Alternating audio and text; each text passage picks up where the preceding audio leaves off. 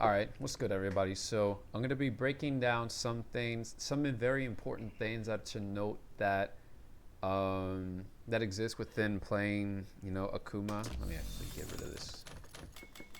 Things that both the players should know, whether you're playing against him or playing with him, because there are some things that I believe that people are not really aware of entirely yet, or they're not fully taking advantage of, both on the sides of when you play him and play against him. But for the most part, it is going to be things that you could use against the character, because the character is not as free as what people tend to believe. Let me just make sure my recordings are good. Okay, so the first thing that we're going to note is, the gaps between like his air fireball, that every possibility that exists within it, things that I've noticed within play, both locally and online. So let me just set him to this. Let's do that, for example, right? Oh no, I did it wrong. Actually, there we go. So with his air fireball, you're actually able to have a space in between in which you can actually punish him.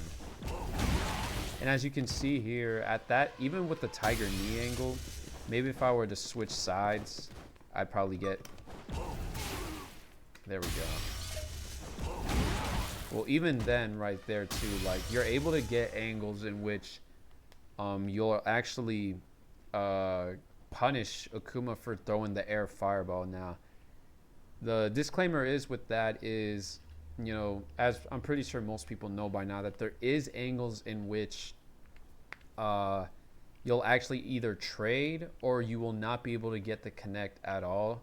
So unless you get that first hit in first, the air fireball will not disappear, because once you hit Akuma, that air fireball will cease to exist. It'll disappear, and you'll, be able to continue afterwards, however you decide to punish him for it. But as you can see here, like, the light DP is air invincible. Oh, actually, I'm wrong. Actually, first time I'm proving wrong. Actually, see right there, it has the most air invincible frames, right? But if I were to do a heavy DP, I would get punished for it. But there are certain situations in which if I'm not really able to present it here because for some reason it's not happening, but there are certain situations in which you would actually trade with Akuma, which none of you are at advantage at that point, right? But it is something to keep to note, that you should be weary about, like, the angles in which you jump in, right? But here's something else that most people don't know, or I haven't seen been utilized entirely yet, but you're actually able to get a DI punish out of it. See, as you can see, like, his punish counter state in training mode is standard, so I would only get a true punish counter state unless, like, I actually punish him in his the frames after his active frames, or I'm actually able to get a full punish by DIing his air fireball, which there's not, a thin room between being able to, like, react to it. So you have enough time to pretty much do this late, and I'm guaranteed to get that punish. Now, keeping in mind too that it does vary between, like, the angle that he throws it at. So if I were to throw from here, for example, obviously my timing would be different, or I might even not even get the punish at all, which honestly from there at that point it's even better to just throw out the DP anyways if I was at the very apex of my jump. But right here, this variation with this with the tiger knee input is where I'm at the closest to the start of my jump, and I'm throwing the fireball out. While if I were here, this is where I would be throwing it at my latest. But even then, it's like, you're still within range to, like, either get DP'd on or to be able to get the DI in, which I see it useful for characters who don't have a uppercut of any kind. So Marissa could take advantage of this. Geef, he has lariat, but it's something that he can take advantage of also. So characters like that who may not have the best DP, I say even characters like Ed, whose anti-air options are not really the greatest, despite having some odd form of a DP. He definitely would not be able to take advantage of like the angles that, you know, a uppercut like, you know, the Shotos have, right? And Luke and characters like Chun-Li, for example, and Cammy, or DJ, which a lot of characters have a DP anyways, so you wouldn't be really using this as often, but it is something that I believe people should know about. So, and remember that every one of your combos are going to be doing 10% damage anyway. So, another thing too is to know that, you know, get used to getting the angles in which you can jump over the fireball, because as you can see there, I can actually either hit him out of it, but if I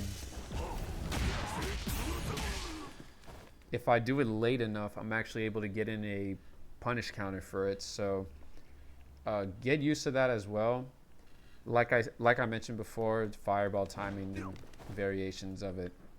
But at most, like, you may just trade, or even if you do get hit with the fireball first before your air normal, like, it's not the worst thing in the world. Like, what was it, 600 damage pretty much? So I think it'd be worth the risk, honestly, because getting a hit on this character is so much more rewarding compared to everybody else, just because of that 10%, you know, health decrease on him, which I'm a have a discussion afterwards on how I feel about that. But moving on from that, like, his normals, like, they're definitely on the stubbier side. So there's some things to note here that I believe people should be aware of, is that, you know, when you play neutral with this character, right, you're not really gonna be, I wouldn't advise like throwing out, like, trying to play the footsie games with most characters, just because, like, this button may be good, right? Like, this button is actually fantastic. It's not that much different than, to say, like, Ryu or Ken's. What do they have to add on to the fact that they already have, like, good standing fierces, right? Despite being a frame slower than Akuma's. They have this button. They have a better 2MK, which Akuma has one, right? And it's cancelable, right? But even just playing, like, a few casuals, just like right before this, right? Just to really get my mind clear on some things, like, there were some rounds in which I've actually lost just because, like, I would just be outside of range, and this would actually whiff, and then I'd get murdered for that, right? And that's something to note with this character, is you really can feel, like, the stubbiness of, like, his buttons once you come from a different character. Like for me, I come from playing Ken and Ryu, right? And while the rest of it feels pretty much natural to me, when it comes to his medium buttons, like, they're definitely on the stubbier side, aside from this, which it's a good poke, but it's not, you know, it's not anything like crazy that you could you can't really get much off of this aside from pushing the opponent back. Really, this is where this is the button that most people naturally throw out anyways. And from this range, like, I'm very susceptible to being hit by so many characters who can hit me from where I am right now. So you have to learn how to, like, take advantage of, like, you know, his fast walk speed, and play similarly to how, like, Chun-Li plays, right? because she's able to just like move in. But not only that, she has some of the best buttons in the game, right? Like we all know Chuns that just like do this, and they may throw like, you know, her like her command like standing medium punch, and it used to be the easiest thing to. I believe it got nerfed now. Like the cancelable window on that had got nerfed, and it was stupid good, man. But she's still able to like do that same like walk speed, like jab punish shit. With Akuma you cannot. But even if you try to do something like that, it's so much riskier. There's so much risk to like everything that he does. So just the fact that I'm already having to be within range just to land this, like within like strike range of like most of the casts, aside from like Lily, I'd say, but the rest of her normals are already like good too. Like not even my standing heavy punch can really hit from here unless I step in just a bit more. And the good thing is that this does, you know, propel you forward just by a bit. But you know, this is just one button, right? This too. What else does he have aside from that too?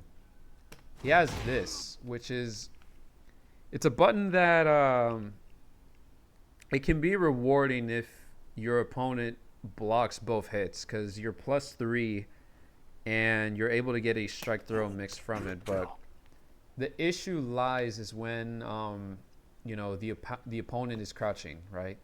Because the second hit of this whiffs on crouching opponents, and then you're -13.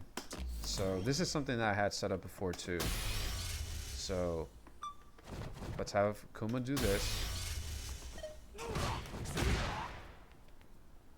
I'm able to do that, right?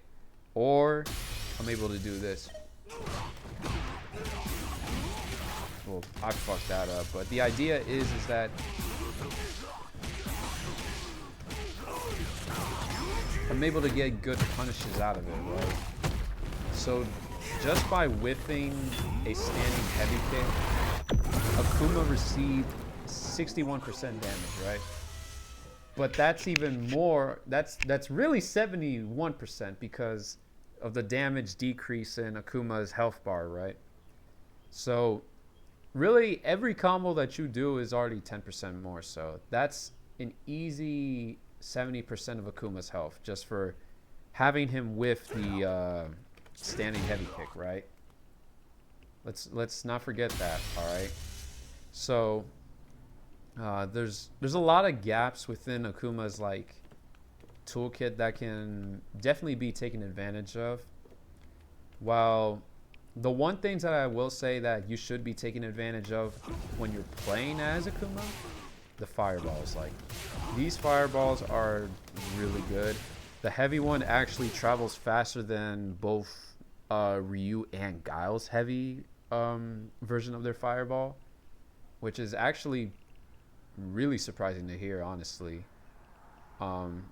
But his fireballs also recover a frame faster than Ryu's does, so he has basically Ryu's fireball but better, and he's able to charge that, of course. So it's handy to have this, you know. So the fireball war is definitely more gonna be in your favor more often. However, there's one thing I should be adding to, like, we should keep in account that it's still susceptible to this.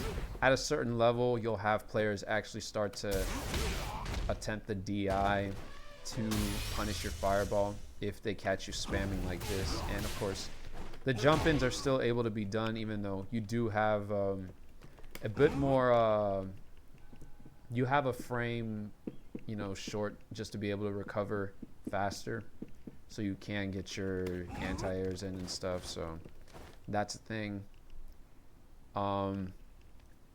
However, I guess overall, putting aside that, also his damage is good. So when you do land the hit, his damage will be phenomenal on average.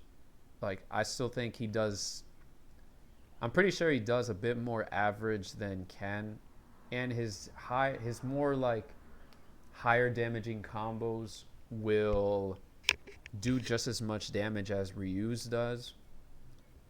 So that's good, and it's good for that sense, right? However, where I do believe he struggles is, like I mentioned, like when it comes to playing footsies with the other characters, despite having the walk speed, right? Um, it's not even the fact that these buttons are bad on their own. However, the one thing that I have noticed with this character that I don't really hear players mention is the fact that there's a lot more weight put on him just for the fact that, you know, any bit more damage that you any punish that is, you know, any punish that the opponent gets on you is very you feel it. You definitely feel it. It's definitely more damaging, and it can be the difference between, like, you know, the game. Like, let's say there's a lot more situations in where any other character would survive, maybe even just like with a few pixels of health, right? Which honestly, I've taken games from players that with just like pixels of health, and I've had games, you know, taken from me when my opponent had pixels of health. With Akuma, you might not even get that chance, right? Because that 10% is a lot more than you think. Well, I wouldn't even say that the 10% is more than you think. It's the fact that everybody's damage is already so high. Like, the fact that you can extend like combos. Let me do this. Let's actually use this guy for example.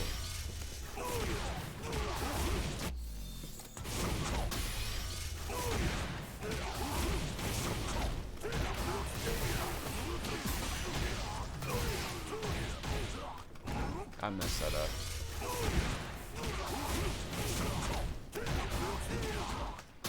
Ooh, I need to freshen up.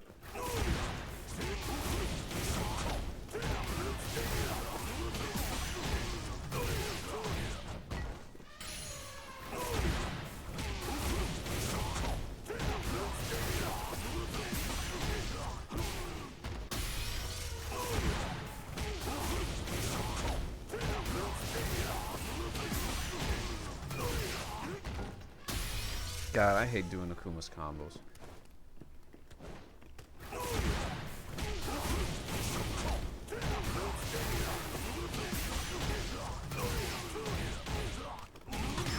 There we go. So that combo is just shy under 70% at 69.52, right?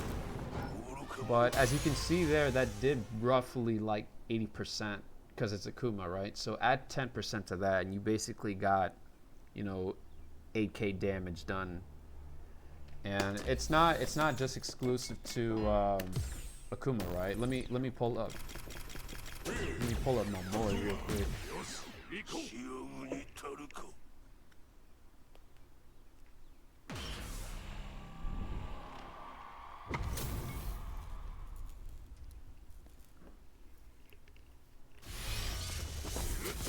Let me show everybody here what would more realistically happen within a match.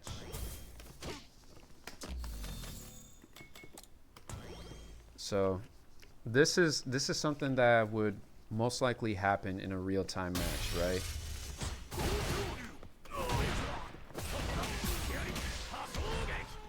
I fucked it up already.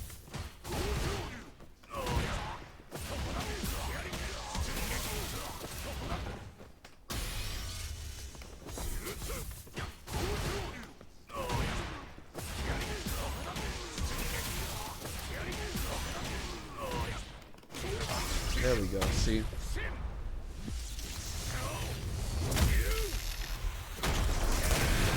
$69.67, right? So that's maybe just like 10 points of damage more than Akuma's combo that I did earlier.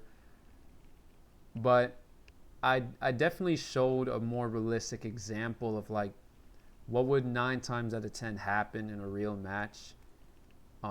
That is if Ryu had all his resources here and there. But let's say even if you know, I didn't have critical, or maybe let's say I was missing a bit of drive here and there, I'm still gonna get 6K damage, right? Combo damage. That's still 70% to Akuma, right?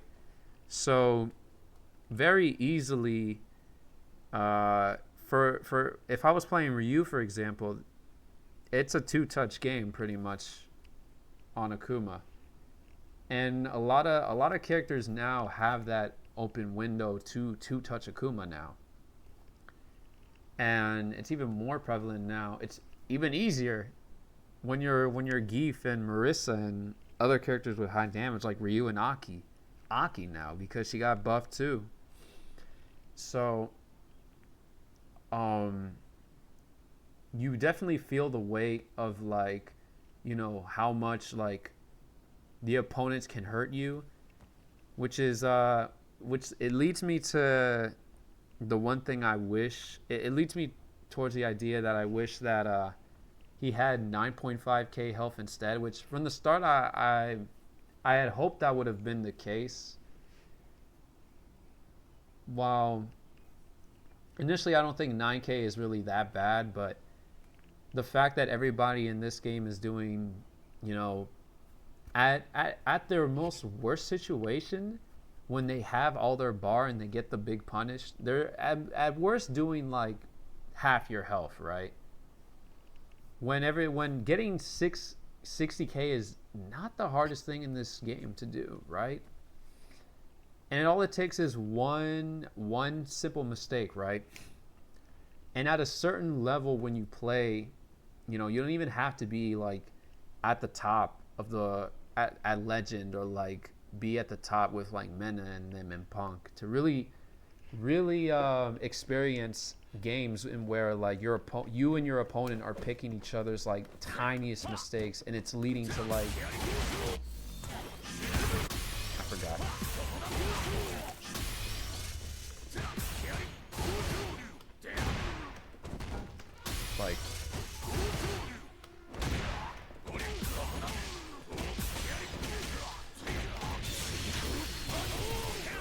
Like that was good damage right there, and I didn't even use level 3, right?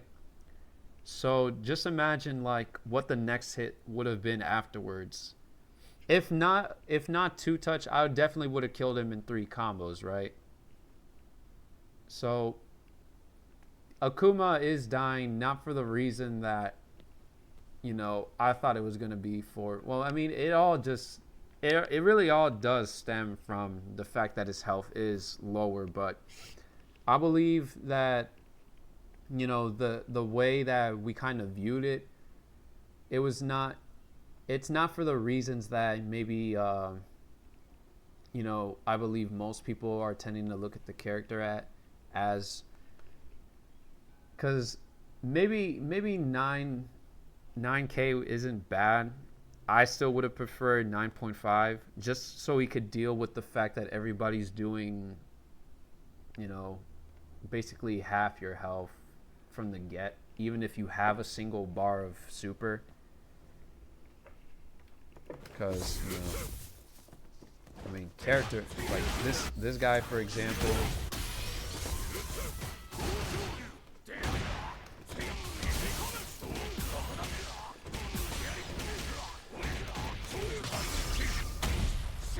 God, look at the damage, man.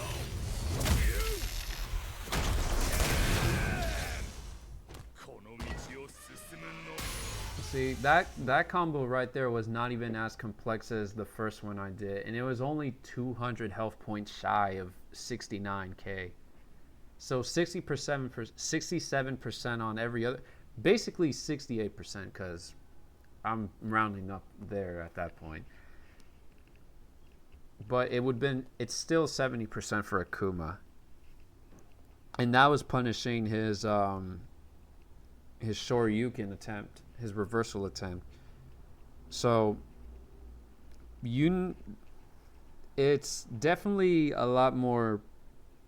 It's something. All right. It's definitely something that people really need to like. Really need to watch out. Which I know already. It was already on people's minds. Like we all knew. Like that. That's probably the one thing that the first thing that people point to when we talk about like where Akuma's flaws are. Like definitely the health, right? But I believe it should be paid attention to a lot more because it definitely has drove me to play in a way in which I'm more careful because with a lot of his tools it's kind of easy to just like attempt to like drown your opponent with like fireballs here and there, which it's not really the smartest thing to do anyway at a certain point because opponents are going to be able to see those patterns and then just get an easy jump in on you, right? They're going to get that.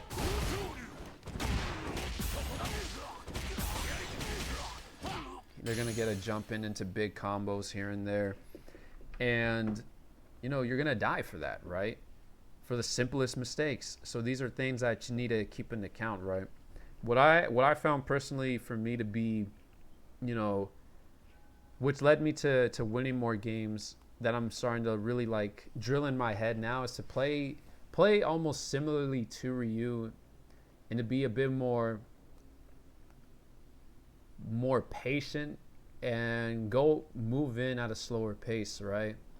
Because the risk to getting hit is pretty much the same as everybody else. Like it's not even that bad, but the punishment for making mistakes is definitely higher, which is why I made this video, because it's not like uh, this character alone, like this, like Akuma.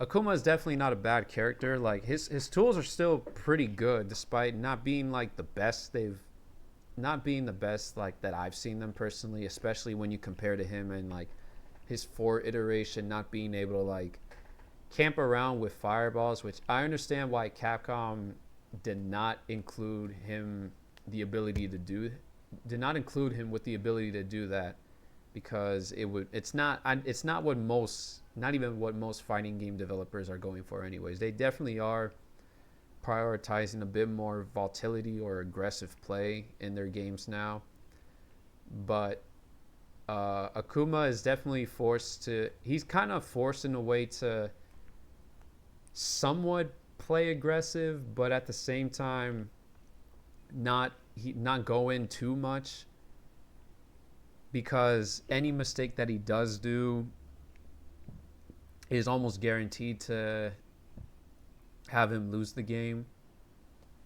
He definitely feels riskier to play than any other character that I've played. At the same time though, he does feel nice to handle because of his fast walk speed, right?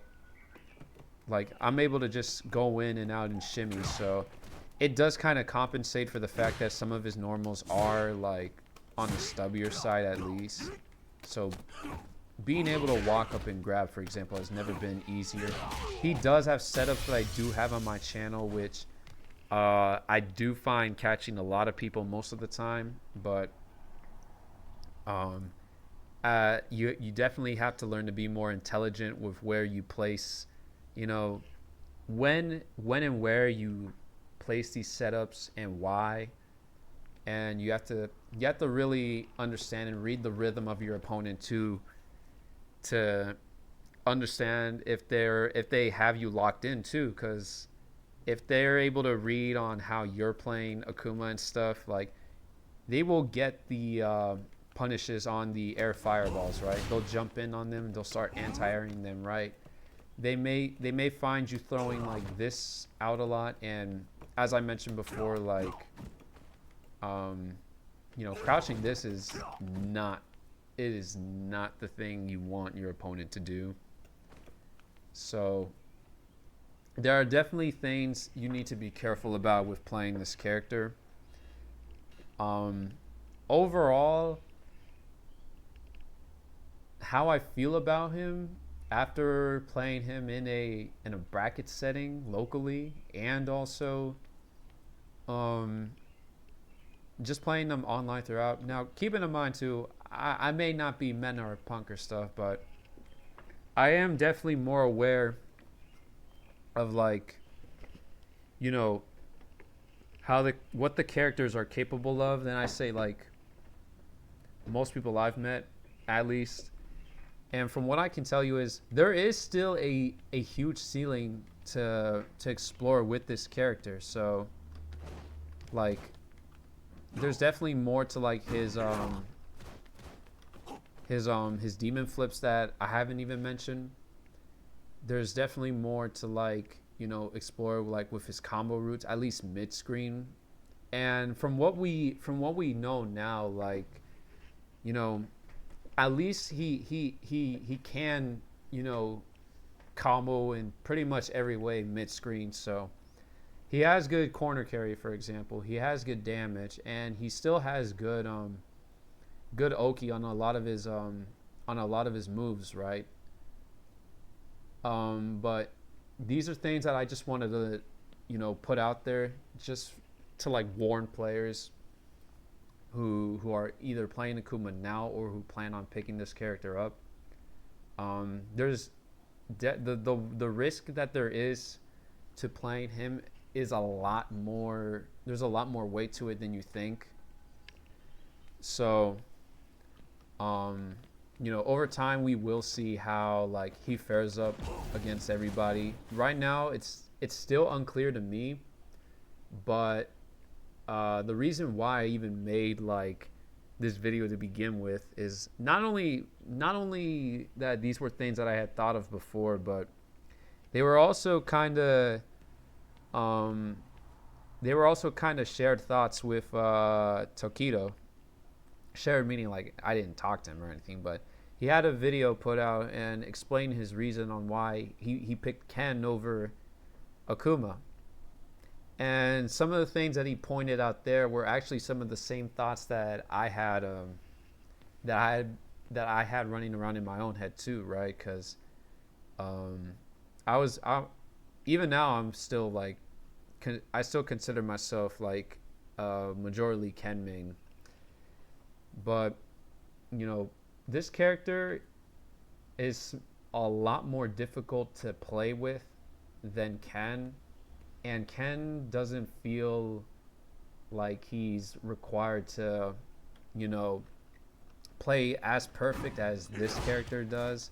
Not only that, his normals, they feel good as far as like range. Like Ken's standing heavy kick, like I don't have to worry about the issue of where, the second hit will whiff and I'll be punished for that. His moves feel much safer. He relatively has the same, combos that like this, for example, like this where I go into like a DP, which I'm not doing it well because I was doing that on my actual keyboard, but um, Ken has just as much uh, as combo roots as Akuma does. Well, maybe not as much, but Ken does have a good amount. He has good ways to like, establish like good pressure. Like Ken's pressure is still insane. He has still hands down has like the best corner carry. That is something I will always give Ken. Like the corner carry meterlessly is unmatched. He has good damage on average. It's not really the best compared to like Ryu or Akuma's, but it's still better than most characters like Kimberly, for example, and Jamie. And he still has a DP. He still has like good supers. Um, Ken is just like he's more solid and more grounded and more stable than Akuma is, in my opinion. Um, More consistent too. While Akuma is definitely not that, he definitely can be all over the place, and I don't even think that he's he's at his best when he's all over the place, which is something that I see everybody just do like with this character. And it's real easy to just play like that naturally, right? Because like it's easy to just throw this out and you're already like at full screen, right? Or just spamming the fireballs out. But you know whether or not you're gonna be successful with it, it depends on, you know, your opponent. And you know, the right player will completely destroy you for just mindlessly throwing these things out. Like these moves cannot be thrown out. You definitely need to be a lot more strategic and disciplined when playing Akuma. Despite his tools being some of his tools being a bit better than even some of the Shotos, it doesn't all mesh together in a way in which you could, you know, just mindlessly like spam them and then win the game. Like for example, like there's no move in his toolkit in which you could just like throw out like Luke's old crouching medium punch. Like we all remember what that was like, right? Like he would just throw this out and string these together, throw it out in neutral. Your opponent would whiff their attempt at punishing your attack, and then you would punish their attempt. It was crazy, but Akuma doesn't have any of that, right? He doesn't have any move that he could abuse in that way. Like Ken still has Genrai, which he can somewhat abuse even after the fact that everyone has kind of figured out, you know, options to beat it. And even Ryu now has like, he has the ability to just kind of like not mindlessly, but like he can establish more plus frames on you than before. So his pressure is automatically, you know, that much better. And even now, like there's debate on whether he is better than Ken or not. That's how much better Ryu is now. When Akuma, on the other hand, he can't really do that, right? His strengths are not really where he can establish like, you know, up close plus frames. Despite this move being +3, you more have to take advantage of like the fact that he has an air fireball here and there, and like he has the ability to, if I can do it right, wrong move. He has the ability to establish plus by doing this. But the thing is with those moves is that, as I mentioned before, like you have to make sure you have to get this input right every time.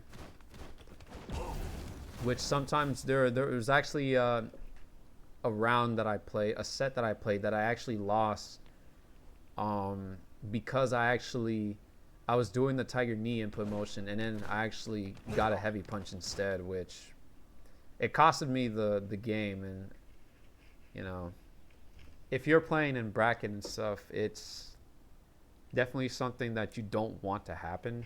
So you have to play perfectly with this character. There's a lot more mental stack against your opponent, I'd say, but there's also a bit more on yourself too, just because of how many options Akuma has too, right? To be able to just like do this and that, and you know, you'll eventually find yourself just kind of like throwing things out. So these are just things that these are my small bit of tips here that people should keep in mind when playing against this character or with the character. I couldn't tell you, you know, from the get, you know, where I visually see him. Like as far, if I were to like put him on a tier list scale, like A, S, A, fucking whatever, I still think he's strong. I don't believe him to be as strong as people say, just because these things really do matter at, you know, a certain level, even just under like you know, like players like Mena and Punk. But even then, like we should also take in the fact that you know, he's still relatively new, so he still hasn't fully developed into what, you know, he's fully capable of. Just like how Rashid was in season 1, right? Like we knew he was like someone strong. I saw some people say he was like mid, which now I personally think Rashid is easily top 5, man. That character is crazy as fuck. But I see the same situation happening for Akuma. He does have a bit more working against him because of the fact that he's gonna die much more quickly than others, and well, now everybody else just got better. You know, it's not even the fact that this character is bad in any way, but it's just the fact that everybody else is doing more damage now, and they have more combo routes and more conversions that made them bump up, you know, their spot in the tier list. I'm not one to really abide too much by them, so I'm just using that as kind of like a scale to say, you know, everyone else got better, and then Akuma, you know, he's a new boy coming in that has to really like show us and establish where he is, and whoever will be the person to really, you know, expose, you know, what he's capable of, you know, what we have yet to see, in my opinion, because a lot of people had hoped Tokido was going to be the guy, but honestly, I don't blame Tokido's decision to stick to Ken. If you saw like the footage of like Tokido and Akuma, he's not being successful with him. He wasn't he didn't have much success at all with him from like the game. I saw more games than where he lost versus win. I mean, of course he was still like a higher rank than all of us, but on that scale, like it definitely was not better than how I saw like most other pros deal with him. It also does come at the end of the day to like what you prefer in a character. Honestly, Akuma, like I said, requires somebody who is able to play damn near perfect most of the time, and who's not, you know, who's able to, you know, who's able to utilize his tools, but not in a manner in which is so wild, right? Which is honestly most just how you play high level play anyways, right? Like you're more careful on like where you find like, you know, the mistakes, and like and more careful on like how often and how often you make your own mistakes too, right? You know, and how you don't want to expose yourself that much is what I'm saying. But yeah, that's basically it on the character. We'll see what happens when Bison releases and everybody else releases on how he stands up overall, because Bison is coming in like I believe the 26th, and we are 15 days away from that. So, you know, who knows what we'll find out in the middle between then. But I'm glad to have y'all stick around. I'm gonna get out of here, and you know, y'all be safe. Peace.